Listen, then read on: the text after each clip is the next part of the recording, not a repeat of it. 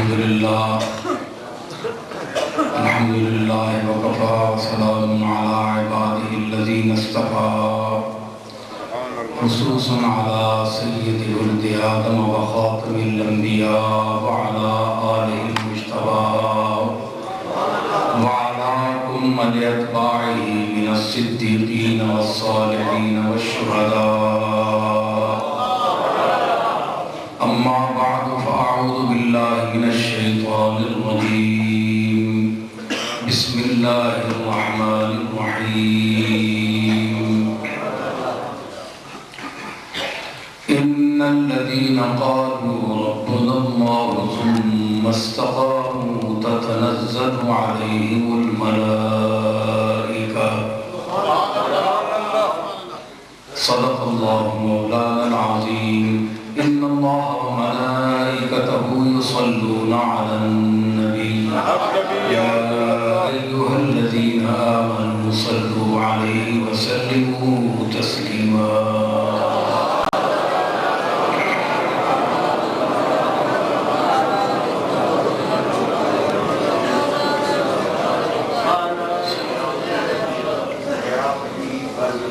حاضرین محفل،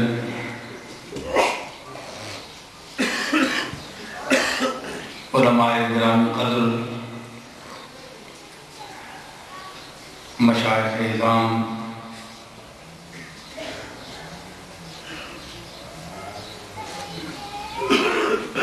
آج میں تیسری مرتبہ میرا شریف حاضر ہوا ہوں.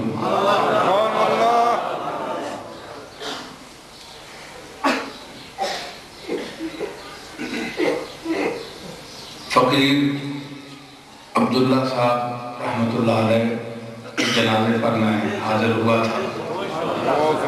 اس کے بعد منظور احمد صاحب کے فاتحہ کے لیے اور پھر آج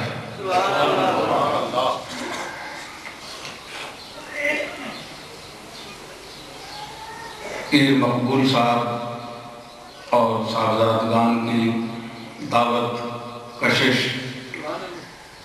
اور حضرت فقیر احمد مہروی رحمۃ اللہ علیہ کا جو تعلق میرے جد امجد حضرت پیر میر علی شاہ صاحب رحمۃ اللہ علیہ سے تھا، جس کا ذکر بھی مفتی ظہور اللہ صاحب ہاشمی نے کیا ہے، اس تعلق کو اور روحانی رابطے کو دیکھتے ہوئے میں اپنی تمام مصروفیات چھوڑ کر آیا ہوں.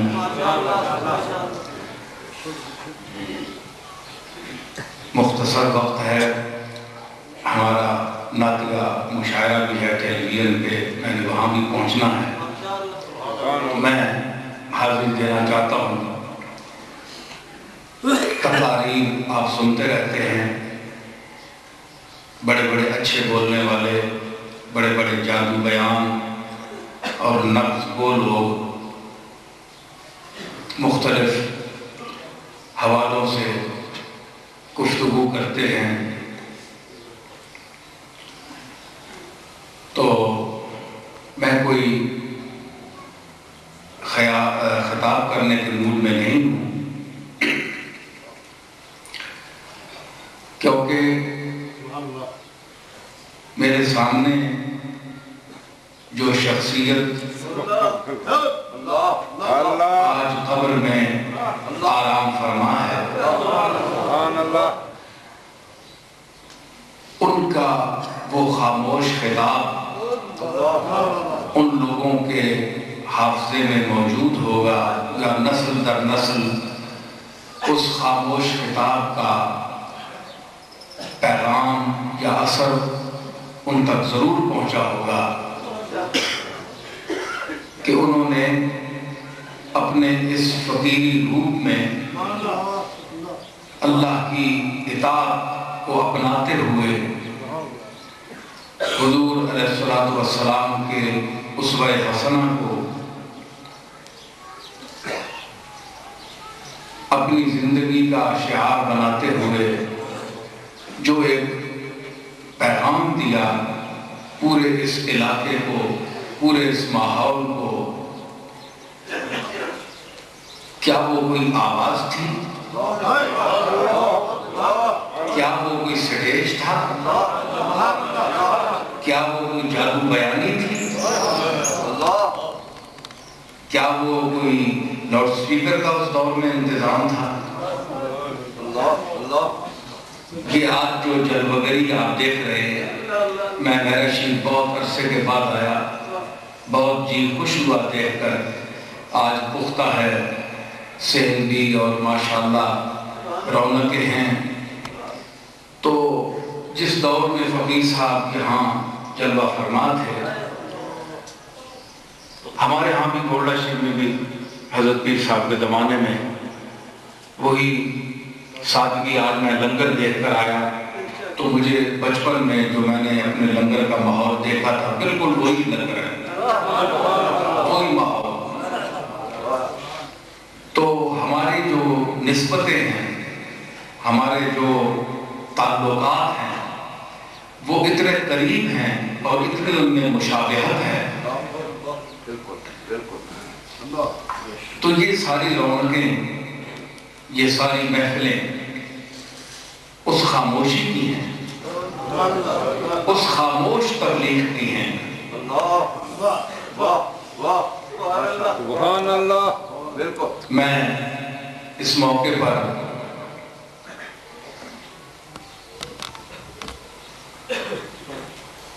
ایک مجھے شعر یاد آ رہا ہے۔ سبحان اللہ۔ اس کا مفہوم یہ ہے، مصرع بولا ہے اس کا کہ جسے محسوس کرنا چاہیے تھا، شعر یاد آ، جسے محسوس کرنا چاہیے تھا اسے آنکھوں سے دیکھا جا رہا ہے۔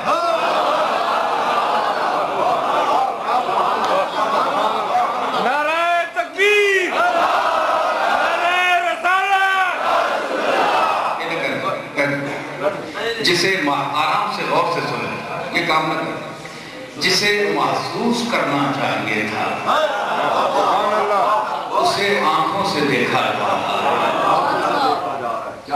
اللہ تعالیٰ کے وجود کو محسوس کرنا یہ ہر فرد بشر کا کام نہیں ہے۔ معلوم تو سب کرتے ہیں، علم تو سب رکھتے ہیں کہ یہاں ہے، وہاں ہے، اس کی جلوہ گری ہے، کتابوں میں ہے، قرآن میں ہے۔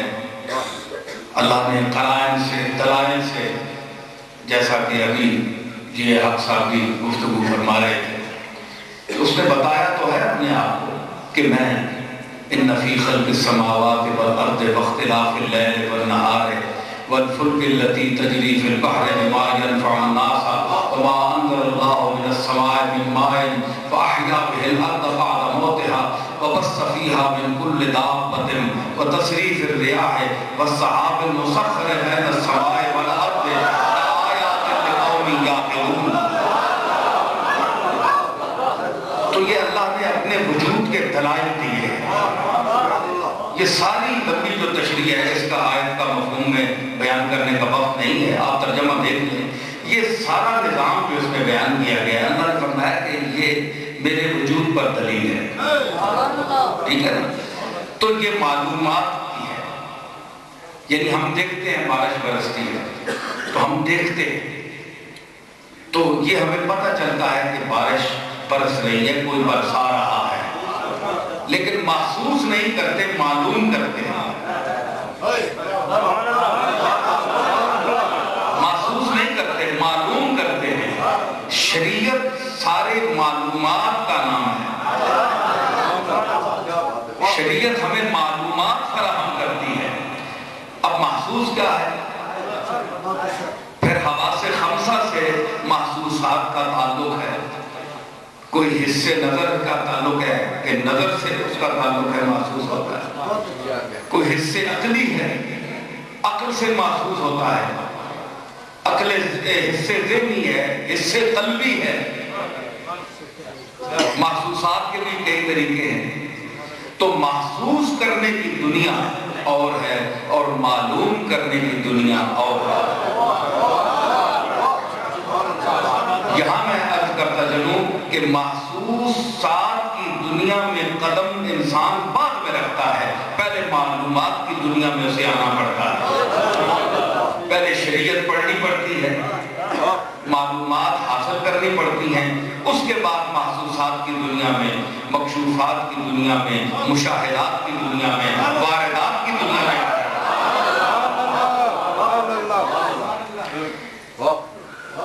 امجد حیدرآبادی ہمارے ایک بہت بڑے شاعر ہیں، میرے دادا حضرت بابو جی رحمۃ اللہ علیہ ان کی رباعیات بہت سنتے تھے، میں ان کی قبر پر بھی حیدرآباد تک حاضر ہوا تھا، تو ان کی ایک رباعی مجھے اسی معلوم اور محسوس پر یاد آ رہی ہے، آپ کی نظر کر رہا ہوں، آپ باذوق لوگ ہیں اور حضرت مہدوی کی بارگاہ میں بیٹھے ہوئے ہیں کہ معلوم ہوا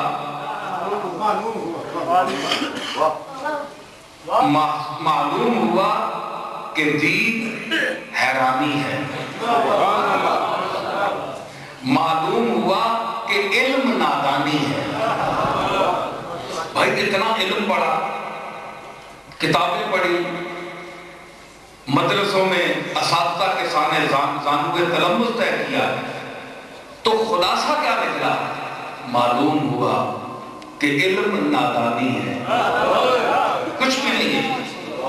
ہم گئے حضرت فخر المتکلمین امام فخر الدین رازی کے مزار پر اپنے دادا کے ساتھ، وہاں ہرات شریف، تو ان کی قبر پر میں نے یہ رباعی لکھی ہوئی دیکھی جو امام المناطقہ ہے، جس کے سامنے سر کا بند ناطقہ ہے،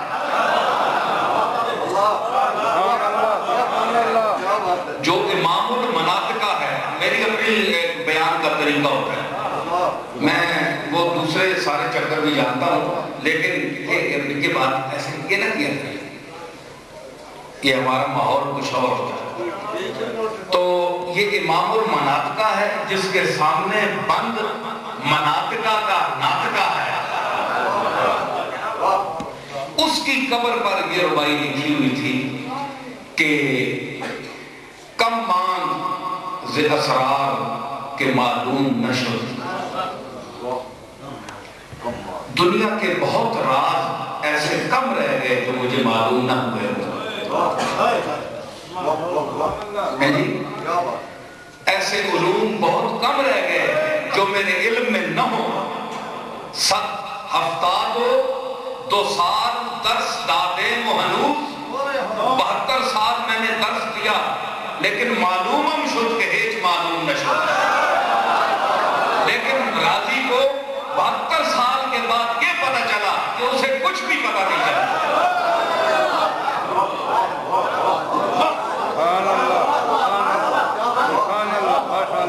دیکھیں تو ایک ہوتی ہے جہالت کی وجہ سے خاموشی، کہ ایک انسان چپ رہتا ہے، اگر جانتا ہی کچھ نہیں ہو، اس کو آتا ہی کچھ نہیں، بولے کیا؟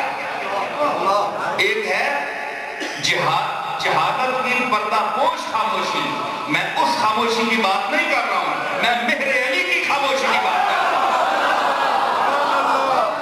میں خواجہ احمد مہروی کی خاموشی کی بات کر رہا ہوں۔ ان لوگوں کی خاموشی کی بات کر رہا ہوں کہ اس خاموشی کے پیچھے طوفان گفتگو ہے، طوفان خطابت ہے۔ ماشاءاللہ۔ معلوم ہوا کہ علم نادانی ہے، مکشوف ہوا کہ دید حیرانی ہے۔ اور ساری علم پڑھا تو آخر میں نتیجہ کیا نکلا؟ نادان نکلے۔ کچھ بھی نہیں پتا چلا۔ یہ جتنے علماء ہیں، جتنے اہل علم ہیں، ان سے اللہ کے متعلق کچھ پوچھئے، آپ کو کچھ سمجھ ہے؟ عطا پتہ ہے کیا ہے؟ اور علم کا فائدہ کیا؟ کیونکہ محسوس نہیں ہوا نا، معلوم ہوا ہے، سمجھے؟ محسوس نہیں ہوا، معلوم ہوا ہے۔ تو معلوم ہونے والوں کو کیا پتا، وہ کیا عطا پتہ بتا سکتے ہیں؟ کچھ محسوس ہو تو بتائیں. وہ کہتے ہیں کہ معلوم ہوا کہ علم نادانی ہے، مکشوف ہوا بڑے بڑے صوفیاء، بڑے بڑے وہ لوگ جنہوں نے دل کی دنیا کی سیر کی اور تلقین کی اور عالم کشف میں اس مقام خاص پر پہنچے، تو ان کو بھی کیا پتہ چلا کہ دیکھنے کا نتیجہ کیا ہے؟ حیرانی ہے. انسان ششدر رہ جاتا ہے، آنکھیں پتھرا جاتی ہیں، حیرت زدہ ہو جاتا ہے دیکھنے کا. آپ دیکھیں سورج کو دیکھیں، آپ کی نظر بیکار ہو جائے گی. دیکھنے کا نتیجہ کیا نکلا؟ آپ کو کیا ہوا فائدہ؟ آپ کی آنکھوں کو حیرت کا سامنا کرنا پڑا، حیران ہو گئی آپ کی آنکھیں. تو مکشوف ہوا کہ دید حیرانی ہے. موسیٰ علیہ السلام سے پوچھئے، موسیٰ علیہ السلام سے پوچھئے، طور پر گئے تو یہ خرّ موسیٰ صاعقہ، تو یہ کس کا نتیجہ ہوا؟ اسی دید کی حیرانی کا نتیجہ. اسی دید کی حیرانی کا جو نتیجہ ہے کہ وہ زمین پر بے ہوش ہو گئے.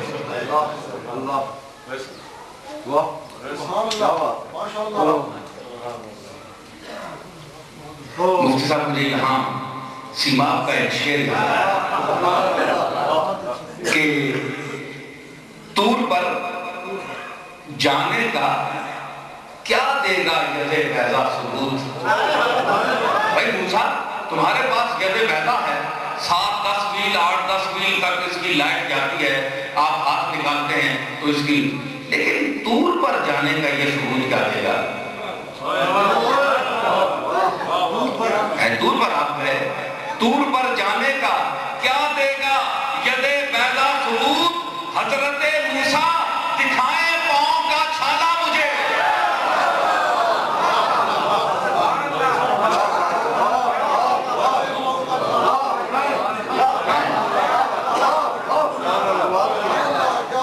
طور پر جانے کا کیا دے گا ید بیضا ثبوت؟ حضرت موسیٰ دکھائیں پاؤں کا چھالا مجھے. تو دید کا نتیجہ حیرانی.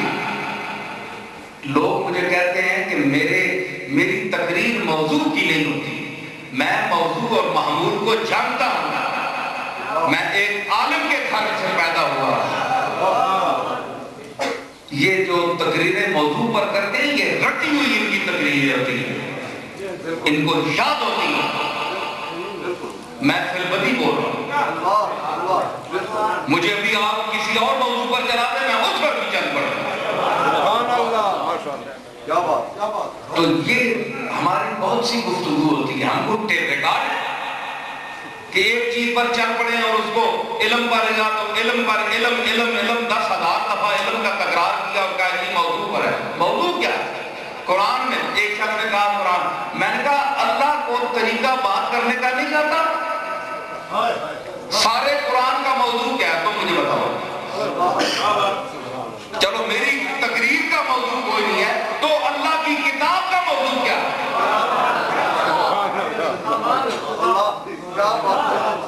الحم سے لے کر والناس تک 10 لاکھ موضوع موجود ہیں. کتاب ایک ہے، ذالک الکتاب لا ریب فیہ، درجہ ایک ہی ہے، اس میں شک کوئی نہیں ہے. حیض و نفاس کے مسئلے بھی ہیں، طلاق کے مسئلے بھی ہیں، لحم الخنزیر بھی ہے، سب کچھ ہے. قل هو اللہ بھی ہے، یا ایھا النبی انا ارسلناک شاہدا بھی ہے، تبت یدا ابی لہب بھی ہے. تو اللہ نے کوئی موضوع نہیں رکھا ہے. تو اللہ کو ایک موضوع پر کتاب نہیں لکھ سکا تو ہم ایک موضوع پر خطاب کس طرح کریں؟ ہم وہ بات کریں گے جو بر وقت ہو، ضرورت ہو اور جس کا موقع ہو. اللہ نے بھی وہی بات کی جو ضرورت تھی اور بر وقت تھی اور جو کرنی تھی. ٹھیک ہے جی ہاں. تو یہ بڑے سلیقے سے ہمارے پروفیسر طارق قادری صاحب ہیں، اس دن میرا خطاب تھا لاہور میں داتا صاحب نے تو میں 1.25 گھنٹہ بولا. میرے بعد وہ آئے، باہر ان کا اپنا ایک طریقہ ہے، تو میں نے ان کے منہ پر کہا بڑے خطاب، کیوں جی مفتی صاحب؟ تو میں نے کہا جناب خطابت ہم بھی جانتے ہیں، موضوع محمود ہم بھی جانتے ہیں، لیکن بات یہ ہے کہ جو اس وقت ضرورت ہے لوگوں کو، جس سے مجمع کا اس کے دل میں ذوق بھی پیدا ہو، نئی نئی چیزیں، ورائٹی بھی ہو. دسترخوان پر ویسے تو آپ کہتے تھے مہمان بڑا اگر قیمتی آ جائے، بڑا آ جائے تو 15 20 30 کھانے چن دیے جاتے ہیں مختلف ورائٹی کے. تو ایک ہی وہ ڈونگا کیوں نہیں رکھتے، ایک ہی سالن کیوں نہیں رکھتے، ایک ہی موضوع کیوں نہیں رکھتے؟ اونچے مہمان کے لیے 30 قسم کے کھانے رکھے جاتے ہیں، اور خواجہ احمد مہروی اور اولیاء اللہ کی محفل ہو تو نصیر الدین کے خطاب میں ورائٹی نہ ہو.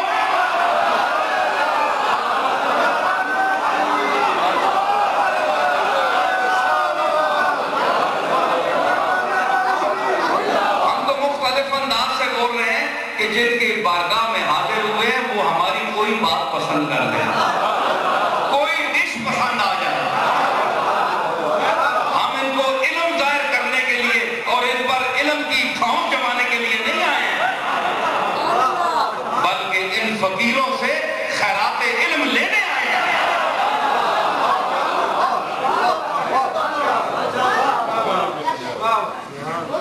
فرمایا کہ معلوم ہوا کہ دین حیرانی ہے، معلوم ہوا کہ علم نادانی ہے، مکشوف ہوا کہ دین حیرانی ہے. حیرت، آپ کو پتہ ہے کہ تصوف کے ایک اصطلاح ہے حیرت، مقام حیرت. تو صوفیاء کو اکثر آخری دور میں مقام حیرت، جس کو مقام استغراق بھی کہتے ہیں، وہ حاصل ہوتا ہے. تو وہ کیا ہوتا ہے کہ نظر جمال حقیقت پر جم جاتی ہے،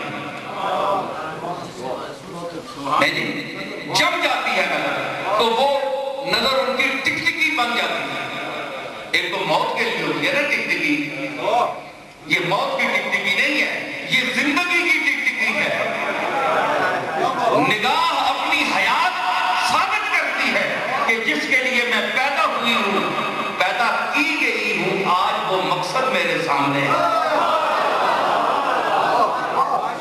ہم تو گھوڑے گدھے دیکھتے رہے، لیکن ان لوگوں کی نگاہیں اس مرکز جمال پہ اب ہے میری نگاہ، اب اس مرکز جمال پہ، اس مرکز جمال پہ اب ہے میری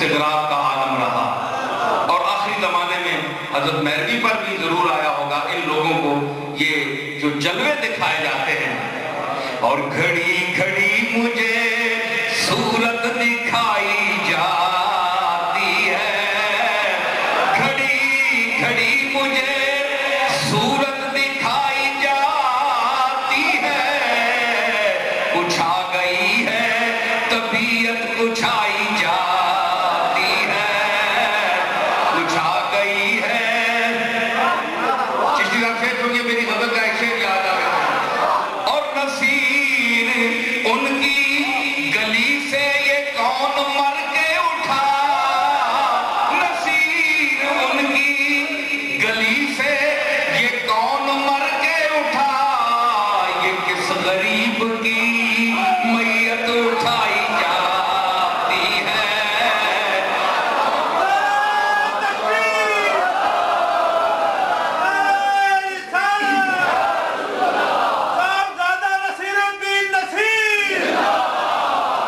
نصیر ان کی گلی سے یہ کون مر کے اٹھا، یہ کس غریب کی میت اٹھائی جاتی ہے۔ ان کو بھی وہ جلوہ دکھایا گیا ہوگا، ایسی بات نہیں ہے، ایسی بات نہیں ہے، کیونکہ یہ دنیا جو آ رہی ہے، یہ لوگ جو آ رہے ہیں، یہ مخلوق جو جمع ہو رہی ہے، یہ کسی خاص وجہ سے ہے۔ میت تو اور بھی بہت دفن ہے، ساری زمین بھری ہوئی ہے، یہ کوئی خاص بات ہے، سمجھ آئی؟ ذرا ذوق پیدا ہوا، کچھ محفل میں ذوق آیا، تو یہ جلوہ آرائی ذات کی ہر جگہ ہے، لیکن مقام حیرت ہوتا ہے جب انسان دنیا کی دل سے تعلق پیدا کر لے تو مکشوف ہوا کہ دید حیرانی ہے، معلوم ہوا کہ علم نادانی ہے، مکشوف ہوا کہ دید حیرانی ہے، ڈالا ہے تلاش قرب نے دوری میں، مشکل ہے بڑی یہی کہ آسانی ہے۔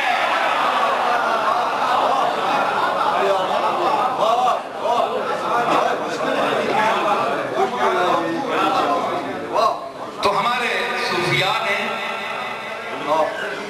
ان مقامات پر پہنچ کر ہمیں درس کیا دیا؟ ابھی کچھ باتیں ہو رہی تھی، سمیٹنے کی کوشش کروں گا۔ تو آپ لوگ یہاں کیوں آئے ہیں یا آتے ہیں؟ اس لیے کہ آپ وہ چیز حاصل کریں، وہ ذوق حاصل کریں کہ جو انہوں نے حاصل کیا تھا، وہ نظر حاصل کریں جو اللہ تعالیٰ نے ان کو عطا کی تھی۔ صوفیاء سے تعلق کی جو مین وجہ ہے وہ یہی ہے، رسولوں پر تو ایمان لایا جاتا ہے،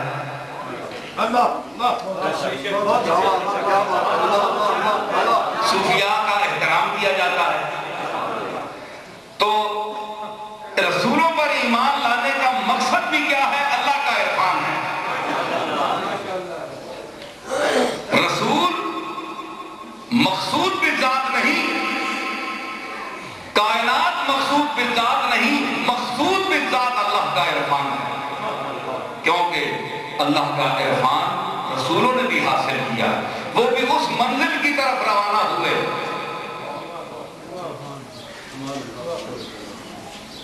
اگر رسول اللہ یا اور انبیاء اپنے صحابہ کو بٹھا لیتے کہ آؤ منزل میں ہی ہوں، تو پھر اللہ تعالیٰ کی منزل رہ جاتی، عرفان کی منزل رہ جاتی، کیونکہ رسولوں سے بڑا اللہ ہے جو رسولوں کا خالق ہے۔ تو یہ تمام کائنات جو ہے یہ اللہ کا ایک عرفان قدہ ہے، اس میں دعوت عام ہے، صلاح عام ہے یاران نقطہ کے لیے، آؤ مجھے پہچانو، میرے یہ دلائل ہیں، میرے یہ قرائن ہیں۔ ہاں، جن لوگوں کو علم تو حاصل ہوا لیکن محسوس نہیں کر سکے، ان لوگوں نے جن کے آستانوں پر ہم آئے ہیں یا آتے ہیں، انہوں نے محسوس کیا، انہوں نے اللہ کو کو محسوس کیا.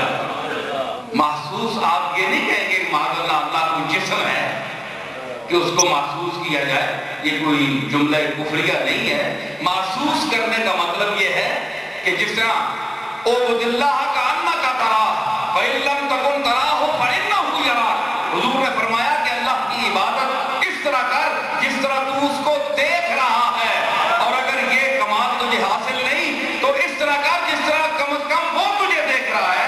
یہ ایمان تو ہوتے رہے بات. سبحان اللہ. تو انسان عبادت کرنے کا انسان کو جو حکم ہے وہ اس طرح ہے کہ کانہ کا طرح جس طرح تو اس کو دیکھ رہا ہے. تو رویت کے لیے جسم چاہیے. تو اللہ کا کوئی جسم ہے؟ کیا رسول اللہ نے یہ فرمایا کہ اللہ مجسم ہو کر تمہارے سامنے آئے گا؟ نہیں. ایک آپ نے یہ فرمایا ہے کہ یہ تجھے محسوس ہونا چاہیے کہ تو اس کی بارگاہ میں.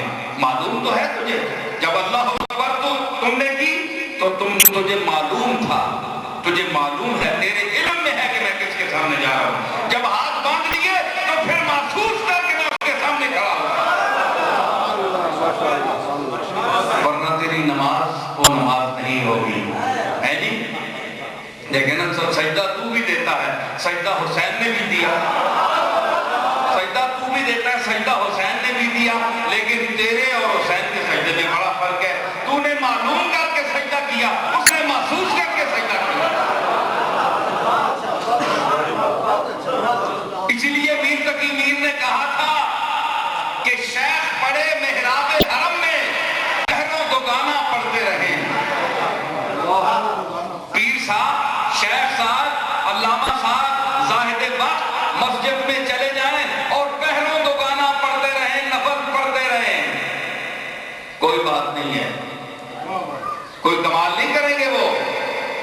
شیخ پڑے محراب حرم میں پہروں دو گانا پڑھتے رہیں، سجدہ ایک تلے کا ان سے ہو تو سلام کریں.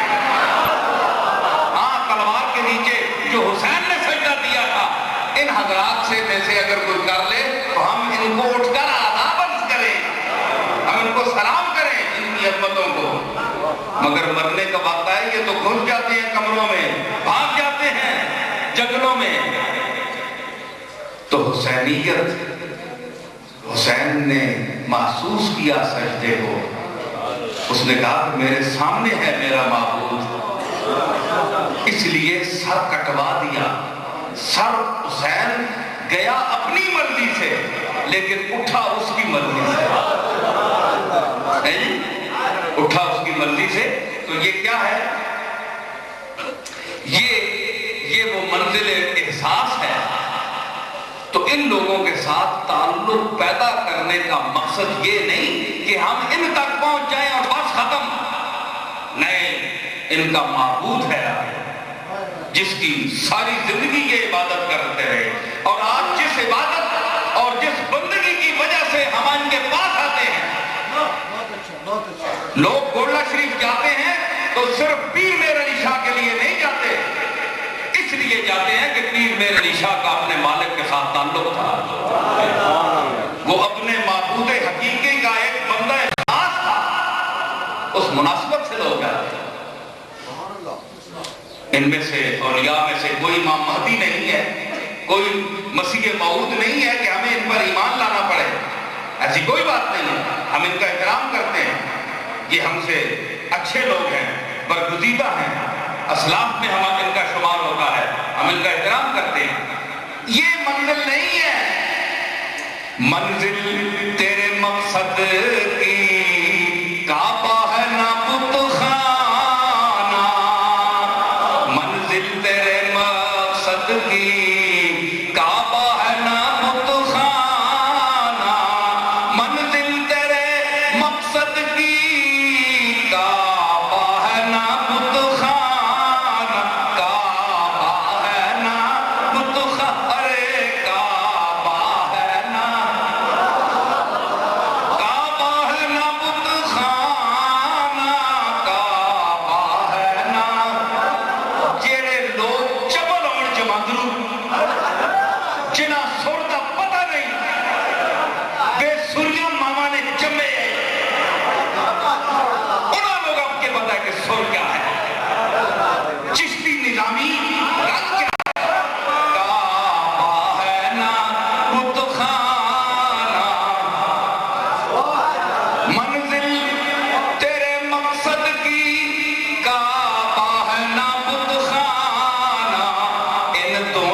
سے آگے چل اے ہمت مردانہ، ان دونوں سے آگے چل اے ہمت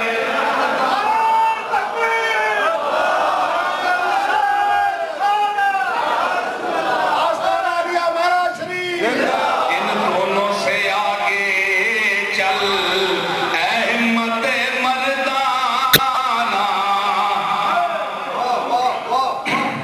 اور زاہد میری قسمت میں سجدے ہیں اسی در کے، زاہد میری قسمت میں سجدے ہیں اسی در کے، ارے چھوٹا ہے نہ چھوٹے گا سنگ در جانا، چھوٹا ہے نہ چھوٹے گا سنگ در، کیوں مفتی؟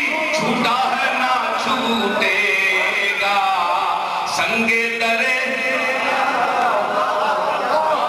زاہد میری قسمت میں سجدے ہیں اسی در، ارے سجدے ہیں اسی در، ہاں ہاں سجدے ہیں اسی در کے، زاہد میری قسمت میں سجدے ہیں اسی در کے، چھوٹا ہے نہ چھوٹے گا، چھوٹا ہے نہ۔ احمد رضا صاحب کیا فرماتے ہیں؟ میں خانہ زادے کوہنا ہوں، صورت لکھی ہوئی بندوں کنیدوں میں میرے مادر پدر کی ہے، چھوٹا ہے نہ چھوٹے گا سنگ در جانا، سنگ در، تو ہم نہیں چھوڑ سکتے، کیوں؟ اس لیے کہ یہ اللہ سے ملانے والے لوگ ہیں، اللہ کے در تک پہنچانے والے لوگ ہیں، اللہ کی بات گاہ تک لانے والے لوگ ہیں،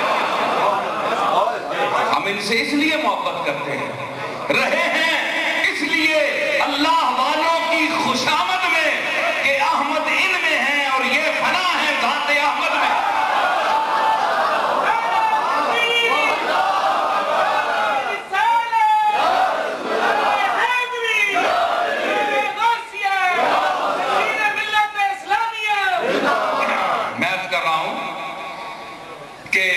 ماشاءاللہ بیرہ شریف کے لوگ، بھئی میرا خطاب کوئی عامیانہ سا ہے، کوئی عالمانہ نہیں ہے، اس کا کوئی موضوع نہیں ہے،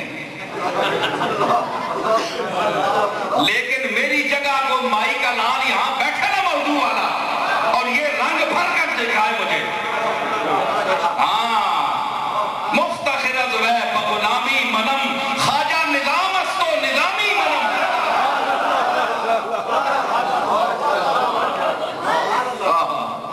خسرو اے جڑی بارگاہ میں تسی حاضر ہوئے ہو، اے خسرو نی غزل تے رونے تے مرنے والے لوگ ہیں، اے ٹھیک ہے، الذین یذکرون اللہ قیاما وقعودا وعلی جنوبہم ویتفکرون فی خلق السماوات والارض، یہ طبقہ بھی تھا، یہ بھی ان کو مقام حاصل تھا، لیکن یہ مقام بھی حاصل تھا،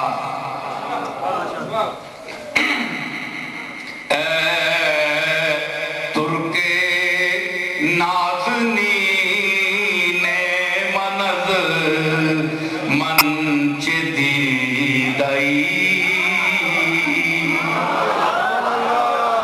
خسرو امیر خسرو دہلوی جس کے متعلق حضرت سلطان المشائخ نظام الدین اولیاء محبوب الہی زری زربخش دہلوی رحمت اللہ علیہ نے فرمایا تھا کہ قیامت کے دن اللہ مجھ سے پوچھے گا کہ نظام الدین تم کیا لائے ہو دنیا سے میرے لیے، میں خسرو کا ہاتھ پکڑ کر پیش کروں گا کہ اے اللہ میرے اس ترک کے چلے ہوئے سینے کے طفیل نظام الدین کی بخشش فرما۔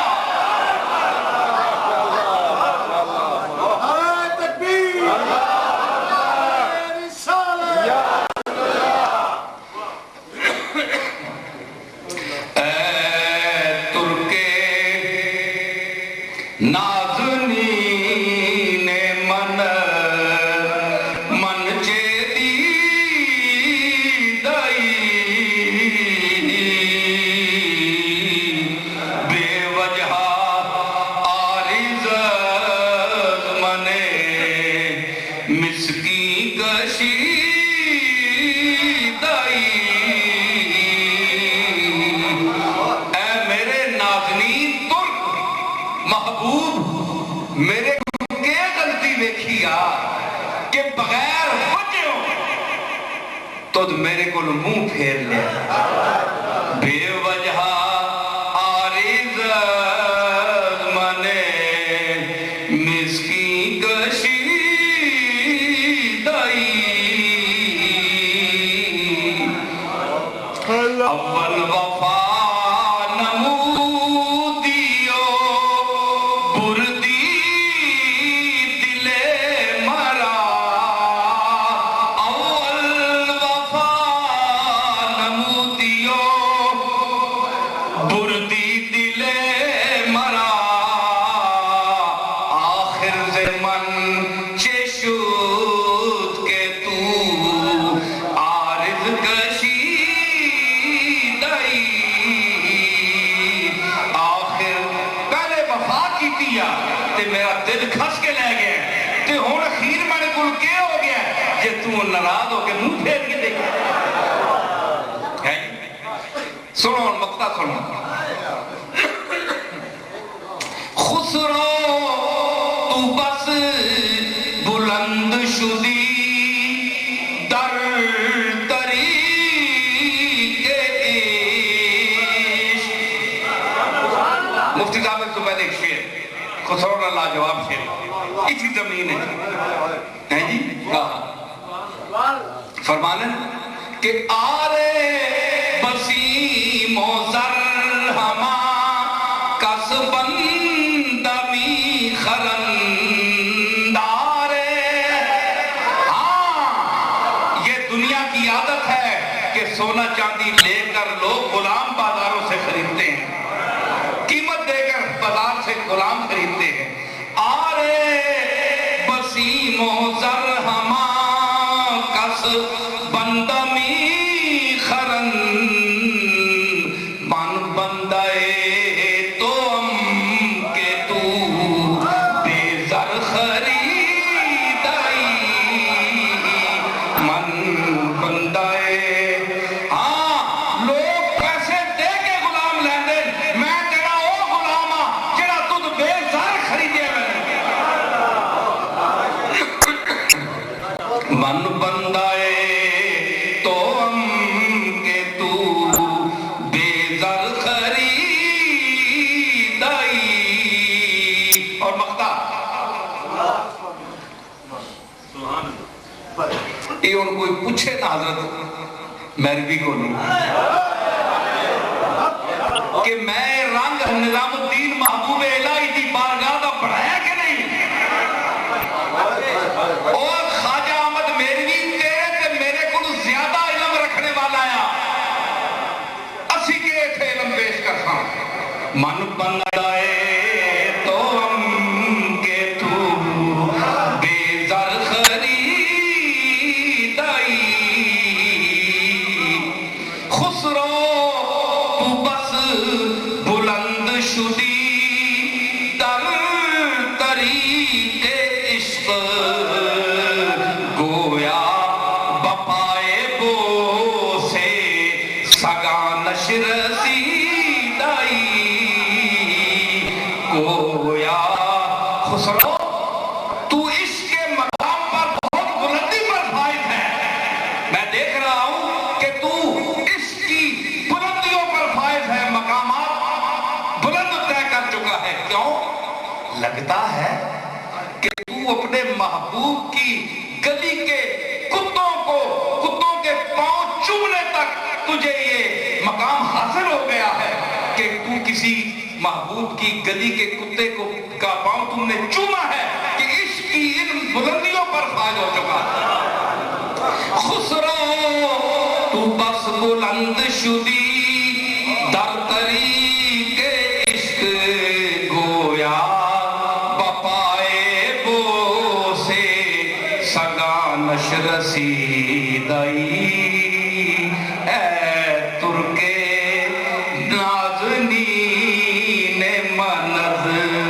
منچے دی دئی ہے ترکے. میں کر رہا ہوں کہ اس وجہ سے ہم آتے ہیں. یہ تعلق کس وجہ سے ہے؟ فقیر عبداللہ، فقیر عبداللہ، ٹھیک ہے کہ نہیں؟ آپ بھی کہلائیں فقیر. اللہ نے تو ہم سب کو کہا ہے انتم الفقراء.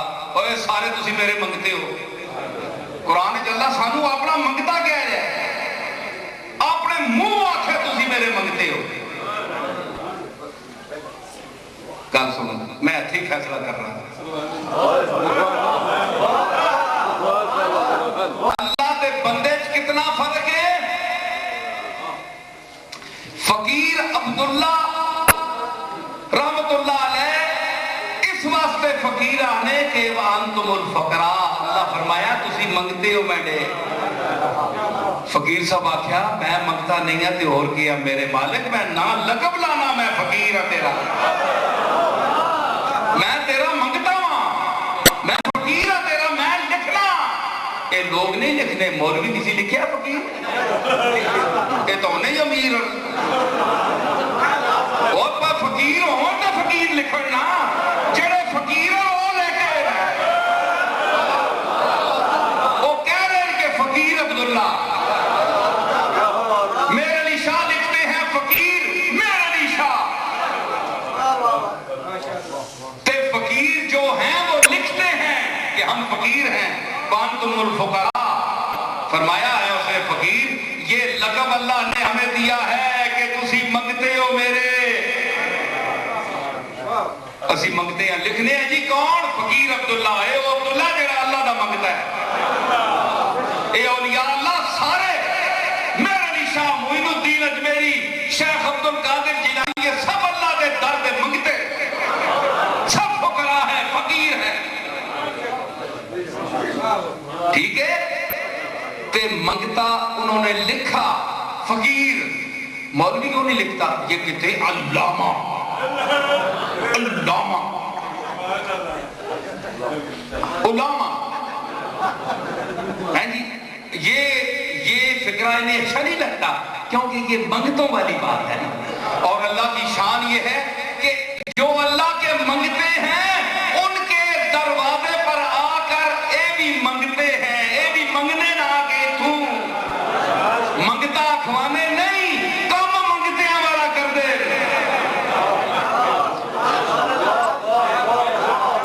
بنتے ہیں علامہ، خطیب العصر، ہے جی جادو بیان. تو منگتے کس کو ہیں؟ دروازے پہ جا کے فقیر عبداللہ کو منگتے کہ کیوں تو دے پائی نہیں سواتے جی تو اللہ دا فقیر ہے. تے فقیران کیا چولیاں بھریاں ہونیاں، او فقیر اللہ دا ہوئے تے چولی خالی ہوئے.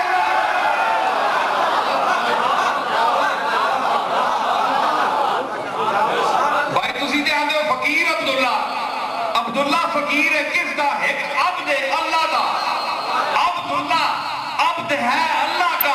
پھر عبد تو سارے ہیں، یہ فقیر بھی ہے عبد بھی ہے. اس کی دو نسبتیں ہیں اللہ کے ساتھ، عبد بھی ہے فقیر بھی ہے. غلام بھی ہے، عبد غلام ہے، فقیر ہے. پھر چولی بھی اڈی سنتے بارگاہ عرض کر رہے ہیں ستار تو ہی بپوش ہے ممز کرم. او ستاری کرنے والے تو ستارے ایب اپنے کرم نہ چھپا لے. اے چولی اٹھ کے عرض کر رہے ہیں، مانگ رہے ہیں. تے تسی تھے کے کر دیو آکے؟ تسی اللہ دے فقیر کو منگ دے ہو نا. اے اللہ کو منگ دے، تسی اس کو منگ دے ہو.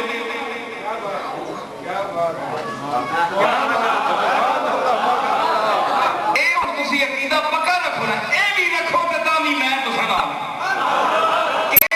کہ انہاں نو اللہ دا منگتا سمجھو. وانتم الفقراء تے انہاں کول آؤ تسی بھی منگتے بن کے جاؤ. اے اللہ دے منگتے تسی انہاں دے منگتے. ابرو آ رہے ہیں ادھر جا رہے ہیں پر اے نمک حلال منگتے سبحان اللہ نمک کا حق ادا کیا انہوں نے نمک کا حق ادا کیا، تبلیغ کی۔ اللہ تعالیٰ نمک حرام منگتا نہ بنائے کہ تیرا کھائیں تیرے غلاموں سے الجھے، تیرا کھائیں تیرے غلاموں سے الجھے، تیرے غلاموں سے الجھے، تیرا کھائیں تیرے غلاموں سے الجھے، تیرا کھائیں تیرے غلاموں سے الجھے، ہے منکر رجب کھانے غرانے والے، ہے منکر رجب کھانے غرانے والے، کھانے غرانے کھاتا بھی کملی والے نہ نمک تے نمک حرامی بھی کی۔ اللہ تعالیٰ یہ کیا نمک حرام منگتے ہیں تو بچاوے کہ جن کو مسلح بھی نبی کا انہوں نے قابو کیا ہوا ہے، ممبر رسول بھی انہوں نے قابو کیا ہوا ہے، کھاتے بھی رسول کا ہے، گاتے کسی اور کا ہے۔ اللہ وہ نمک حرام منگتا نہ بنائے، نمک حلال منگتا ہو کہ جو اللہ تعالیٰ ان کو عطا کرتا ہے اپنے فضل سے، سمجھ آئی؟ کنٹرول اس کا ہے، ہیڈ کوارٹر وہاں ہے، وہ عطا کرتا ہے اپنی مرضی سے کائنات کو۔ ان کے پاس فرق اتنا ہے کہ ان کے پاس آئیں اللہ کی بارگاہ میں عرض کریں کہ یا اللہ ہے منہ دسنے جو گے نام آتا نہیں، کسی حکم تے عمل جے نہیں کیتا تے آج کیڑے منہ منگا کنے بتا اسی انہاں کو منگن آئے ہیں، انہاں دی بارگاہ وچ کھلو کے منگن آئے ہیں کہ جڑے فقیر ہے تیرے سچے، جو تیرے سچے فقیر تھے ان کا توسط اور واسطہ دے کر تجھ سے مانگتے ہیں۔ بولو انہم اذ ظلموا انفسہم، یہاں بھی ہے کہ یہ اپنے نفسوں پر ظلم کرے اور پھر یہ تیرے پاس آئیں۔ حدت تک ہو سبحان اللہ ہے جی۔ میں بھی ذوق میں آ گیا تو بولنا پہ سمجھ آئی نا، تو میں عرض کر رہا تھا کہ وہاں بھی یہ ہے کہ وَلَوْ أَنَّهُمْ إِذْ ظَلَمُوا أَنفُسَهُمْ، اے کملی والے انہوں نے اپنے نفسوں پر ظلم کیا اور تیرے پاس آئیں، جاؤ کا تیرے پاس آئیں، استغفر اللہ، یہ ڈائریکٹ اللہ سے معافی مانگے، وَاسْتَغْفَرَ لَهُمُ الرَّسُولُ، پھر رسول بھی ان کی معافی کے لیے اللہ کی بارگاہ میں عرض کرے۔ ڈائریکٹ منگن انہوں نے منہ بچے ڈائریکٹ منگن نہ بڑی بڑی اجیب دعوت الداعی اذا دعان ہے، میرا آرڈر ہے ڈائریکٹ مانگو مجھ سے، ڈائریکٹ منگیا کرو۔ ہر گلہ کے رسولہ وسیلہ نہ پاؤ، پیغمبرہ وسیلہ پاؤ، اولیاء اللہ وسیلہ پاؤ، ہر گلہ کو ضروری بھی کوئی نہیں، ڈائریکٹ منگیا کرو اللہ کو۔ اور نسواروں کی ڈبی گم گئی، یا اللہ پیر میر علی شاہ صاحب کے صدقے بڑی نسوار کی ڈبی مہربانی کر مالا میں شوتیاں آرزویاں ہوتے اتنے اولیاء اللہ نے نام تسی کہن کے منگو، کوئی چیز پہ ہوئے نا، کوئی اہم کام ہوئے، کوئی گل ہوئے ملک دی عالم اسلام دی گل ہوئے تے کملی والے دا نام لینا بھی سونا لگتا ہے۔ خاشاں تے شوقاں ہوتے تم اولیاء اللہ تے بزرگاں کہنے بیٹھے، کیا وہ خواہش کہ جسے دل بھی سمجھتا ہو حقیر، کیا وہ خواہش کہ جسے دل بھی سمجھتا ہو حقیر، آرزو وہ ہے جو سینے میں رہے ناز کے ساتھ۔ چھوٹی جی آرزو کہن گے یا اللہ میری ڈبی نسواروں نہیں گمی، یہ فلانے اولی ولی نے صدقے ماں مہربانی کر، حد ہو گئی ہے جی عقیدت مند جنہ پڑھ کہ نسواروں نے ڈبیاں پیچھے تو بزرگاں پہ خراب کریں، کوئی گل کر چاہتے ہیں۔ ابو الحسن خارقانیہ بیک خرقان دا فقیر اللہ دا کہ کیتا محمود غزنوی حاضر ہویا کہ آپ کو لگا لمبا واقعہ، مختصر یہ ہے کہ مجھے کچھ عرض کرے 100 منات کے 17 حملے کر چکا ہوں فتح نہیں ہوتی، فرمایا یہ ایک قمیض لائے، وہ کوئی 100-500 قمیضیں تو نہیں ہوتی تھی، فقیر جو ہوئے اللہ کے منگتے جو منگتیاں والے کپڑے فقیراں والے پائے پرانی اپنا قمیص پھٹا ہوا اور میدہ کچیلا اٹھا کر لے آئے حضرت ابو الحسن خرقانی تو وہ عطا کیا فرمایا کہ جب دنیا میں اہم ترین کام کوئی مشکل پڑ جائے تو یہ قمیص میرا اللہ کی بارگاہ میں پیش کرنا اور اس کا وسیلہ ڈالنا۔ سونات کا جب 18واں حملہ کیا تو محمود کو پتہ چلا کہ فوج مغلوب ہو رہی ہے، مرہٹے غالب آ رہے ہیں، تو اس نے ایاز نے یاد دلایا کہ قبلہ وہ قمیص کب نکالیں گے؟ چنانچہ محمود نے کہا لے آؤ ابو الحسن خرقانی کی وہ قمیص، وہ پھٹی پرانی میلی کچیلی پیوند لگے ہوئے، لیکن ایک اللہ کے فقیر کی، اللہ کے منگتے کی، اللہ کے دروازے کے مانگت کی فقیر کی قمیص تھی، لے آئے۔ ابو محمود گیا میدان میں کہا کہ اے اللہ میں تو کچھ بھی نہیں ہوں، میری بادشاہی تیرے سامنے کیا ہے؟ مالک یوم الدین تو تو ہے، کائنات کا مالک و خالق ہے۔ یہ ایک فقیر، تیرا ایک فقیر ابو الحسن خرقانی، اس کا یہ قمیص میں تیری بارگاہ میں یہ میلی کچیلی ہے، جیسے بھی ہے تیرے محبوب بندے کی ہے، میں پیش کرتا ہوں اس ابو الحسن خرقانی کی قمیص کے فتح حاصل۔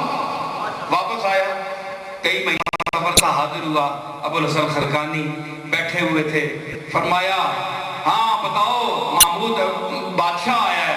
فرمایا کیوں فتح ہو گئی؟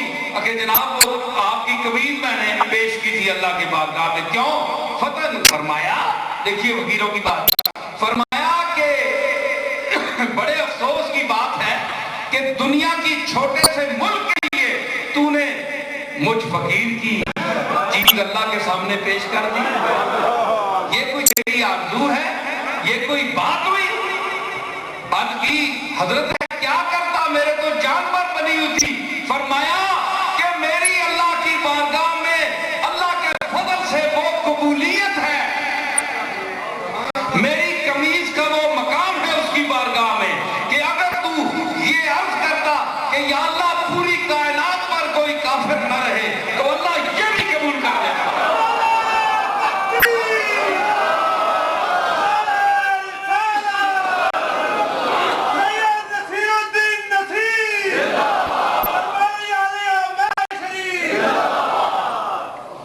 سمجھ آئی جناب؟ تو یہ اللہ کے فقیر ہیں، اللہ کے فقیر، اور لفظ فقیری سے گھبراتے ہیں لوگ۔ کیوں گھبراتے ہیں؟ وہ فقیری کے قابل ہی نہیں ہیں جنہوں نے بھولیا چل عنایت بیے شاہ عنایت دے بوہے، جس پہنائے سانو کپڑے ساوے دے سوئے۔ یہ فقیر ہیں اللہ کے۔ ہم دنیا دار لوگ ہیں، ہمیں کیا لگے، ہم تو علامے ہیں، ہم تو یہ ہیں، ہم تو پروفیسر ہیں۔ یہ فقیر نہیں ہے، فقیری بہت بڑا اونچا مقام ہے۔ تو اس لیے ہم ان کے پاس اللہ کے لیے آتے ہیں، ان کو اللہ سمجھ کر نہیں آتے، اور نہ ان کو اللہ سمجھنا جائز ہے۔ مرادیں اللہ دیتا ہے، حاجتیں اللہ پوری کرتا ہے۔ کوئی مشکل حاجت ہو تو ان کی بارگاہ میں آ کر اللہ کی بارگاہ میں پیش کرے۔ یہ سنت کا طریقہ، یہ شریعت کا طریقہ، پیش کرے اے اللہ تیرے مقبول کی بارگاہ میں آئے ہیں، تیری بارگاہ میں ہم حاجت اپنی پیش کر دیں، ہمیں بیٹا عطا فرما، ہماری بیماری دور کر، ہماری فلاں حاجت رفع فرما۔ تو یہ طریقہ ہے۔ اس طرح لوگوں کو، مخالفین کو بھی اعتراض کا موقع نہیں ملتا، اور جو طریقہ سلف صالحین کا اور ان کا بھی اپنا طریقہ یہی تھا۔ آج کچھ ایسے لوگ جو ماض جوش بیان اور خطابت میں ایسی الٹی سیدھی باتیں کرتے ہیں جو اسوہ حسنہ اور قرآنی تعلیمات کے خلاف ہیں، وہ لوگوں کے مریدین کے، جن کے پلے علم نہیں ہے، سادہ لوگ ہیں، ان کے ذہن کو خراب کرتے ہیں، شرک کے جراثیم اندر گھس جاتے ہیں۔ تو اتنا بریلوی ہونے کا یہ مقصد نہیں کہ آدمی مشرک ہی ہو جائے۔ بریلوی ہونے کا مقصد ہے عاشق رسول ہونا، بریلوی ہونے کا مقصد مشرک ہونا نہیں ہے۔ سمجھ آئی؟ اس اس لیے اللہ اور اس کے بندوں کے درمیان فرق رکھو جو رسول اللہ نے ہمیں بتایا. ہمیں کیا ہے؟ میں ایک بڑے دادا کا پوتا ہوں، کیا مجھے نہیں آتا کہ میں اپنے دادا کی وہ تعریف بیان کروں کہ اللہ کے ساتھ ان کو ملا دوں کہ ساری حاجتیں یہ پوری کرتے ہیں، فلاں یہ کرتے ہیں، فلاں یہ کرتے ہیں. 4 بے وقوف لوگ مجھے پیسے دیں گے لیکن میں عاقبت قبر تو گندی کروں گا. کل میں اللہ کے سامنے کیا جواب دوں گا، اس کے رسول کے سامنے کیا جواب دوں گا کہ تم علم رکھتے تھے تو تم نے کیوں لوگوں کو پھٹکایا. آج تو میں ادب کراؤں گا، لوگ مجھے چومیں گے، چاٹیں گے، میری پرستش کریں گے، لیکن کل میری قبر میں کیڑے پڑیں گے. قیامت کے دن حضور کی شفاعت سے محروم ہو جاؤں گا. تو میں کیوں ایسا کام کروں؟ میں تو وہ کام کر رہا ہوں جو درس فقیر عبداللہ نے دیا، جو درس پیر میر علی شاہ نے دیا، جو درس پیر حجویری نے دیا، جو درس حضرت فرید الدین گنج شکر نے دیا، جو درس حضرت معین الدین اجمیری نے دیا، اور جو درس حضرت شیخ المشارق والمغارب اور مظہر شان اسد اللہ الغالب الزرغام الصالح علی ابن ابی طالب الشیخ سید عبد القادر جیلانی رحمت اللہ علیہ نے 40 سال مسند بغداد پر بیٹھ کر جو درس دیا. میں کیوں نہ بولوں؟ مجھے کون روکنے والا ہے؟ آپ کو روکنے والا کوئی نہیں ہے تو مجھے روکنے والا کون ہے؟ میں تو باپ دادے والا ہوں. میرا دادا پیر میر علی شاہ ہے، میرا پردادا غوث الورا ہے، اور اس کا باپ حسن مجتبی ہے، اس کا باپ علی مشکل کشا ہے، اور اس کا بھائی رسول مجتبی ہے، اور سارے ذات کا وارث اللہ تعالی جو کائنات کا خدا ہے وہ سب کا والی اور مالک ہے. میرا سلسلہ تو بہت اونچا جاتا ہے. آپ کو کون جانتا ہے؟ جو معترض ہیں، جو اعتراض کرتے ہیں کہ اس کا عقیدہ یہ ہو گیا، اس کا، آپ کسی کے عقیدے کے ٹھیکیدار ہیں؟ جواب دوں گا تو اللہ کو دوں گا، رسول کو دوں گا. تسی مامے لگنے ہو؟ تم کون ہو؟ میں جواب دوں گا تو اللہ کو دوں گا، اپنے خدا کو دوں گا، اپنے مالک کو دوں گا جس نے مجھے پیدا کیا کہ نصیر الدین تم نے یہ عقیدہ کیوں پھیلایا. رسول اللہ فرمائیں گے یہ میری سنت کے خلاف ہے. یہ جو کہتے تھے مولوی یہ ٹھیک کہتے تھے، میں معافی مانگ لوں گا، میں معافی مانگ لوں گا، وہی معافی مانگ لوں گا. سنے ہو چیشتی صاحب، حضور نے فرمایا نا کہ تو غلط تھا، تیرے یہ عقیدے غلط تھے، قیامت کے دن سن لے تو میں قدموں میں پڑ جاؤں گا. ہم نے تو ویسے بھی قدموں میں پڑنا ہے جی، تو ہم تو ویسے بھی قدم چوم کر کہیں گے حضور غلطی معاف فرمائے. مشرک تو نہیں ہوں نا، مشرک شرک تو نہیں کیا نا. مجھے آپ بخشوا لیں، میری شفاعت فرمائے. حضور مان جائیں گے، مہربانی فرمائیں گے. میرے دادا نے کہا تھا نا وشواس تو شفا سے ہی پڑھیا، لجپال کرے سی پاس آساں، وشوا تو شفا صحیح پڑھیا. انشاءاللہ میرا کام تو چل جائے گا معافی، لیکن آپ کا کیا ہوگا؟ آپ کا کیا ہوگا؟ آپ نے جو درس دیا، جو شرک کا درس دیا، جو صوفیاء کی تعلیمات کے خلاف آپ نے درس دیا، پیسے لینے کے لیے، لفافے اور نذرانے وصول کرنے کی خاطر آپ لوگوں نے جو درس دیے، اور آپ لوگوں نے جو درگاہوں پہ جا کر ایسے خطابات کیے، مسجدوں میں ایسے خطابات کیے، جو آپ نے دنیا تو کما لی، لیکن کملی والے کے منہ کے سامنے، آپ کے سامنے کیا کرو گے؟ میں تو معافی مانگ لوں گا، لیکن تم تو مشرکانہ عقیدے پھیلاتے رہے، تم کیسے معافی مانگو گے؟ نہ تو اللہ معاف کرنے والا ایسے عقیدے کو، نہ رسول معاف کرے گا. اس لیے ہوش کرو، عقل کے ناخن لو، اور جن کی بارگاہوں میں آتے ہو ان کو اتنا ہی درجہ دو جس درجے کے وہ ہیں. باپ کو باپ کا درجہ دو، باپ کو رسول کا درجہ نہ دو. ماں باپ کی اطاعت بڑی ضروری ہے، بڑی اچھی نہیں، لیکن کیا اللہ اور رسول کی اطاعت کے برابر کہہ سکتا ہے کوئی کہ والدین کی اطاعت اور اللہ اور رسول کی اطاعت میں کوئی فرق نہیں ہے. فرق ہے، زمین آسمان کا فرق ہے. اتنا ہی اللہ اور رسول کی شان میں اور ان لوگوں کی شان میں فرق ہے. مراتب ہیں، ہر مرتبے کو اس نظر سے دیکھو. ان کے ساتھ کوئی ایسی غلط چیز منسوخ نہ کرو کہ وہ لوگ تمسخر کا نشانہ بن جائیں، لوگ ان پر انگلیاں اٹھائیں. ان کی عزت کے بجائے ان کو تم ذلیل کرو. اللہ تعالی ہمیں یہ سمجھ عطا فرمائے. اب محفل جاری رہے گی. بڑی نوازش، میں نے جو آیت کریمہ پڑھی تھی اس میں بھی یہی تھا، ان الذین قالوا ربنا اللہ، جنہوں نے لوگوں نے کہا کہ اللہ ہمارا رب ہے، ثم استقاموا، پھر استقامت انہوں نے اختیار کی، تتنزل علیہم الملائکہ، ان پر ملائکہ کا نزول، ملائکہ تب نازل ہوں گے. استقامت تب حاصل ہوگی جب علم ہوا. علم بھی معلوم کی حد تک نہیں، اس سے گزر کر مشاہدات کی دنیا میں، محسوسات کی دنیا میں داخل ہوا. اس وقت تک استقامت بھی ہوگی اور ملائکہ کا تنزل بھی ہوگا.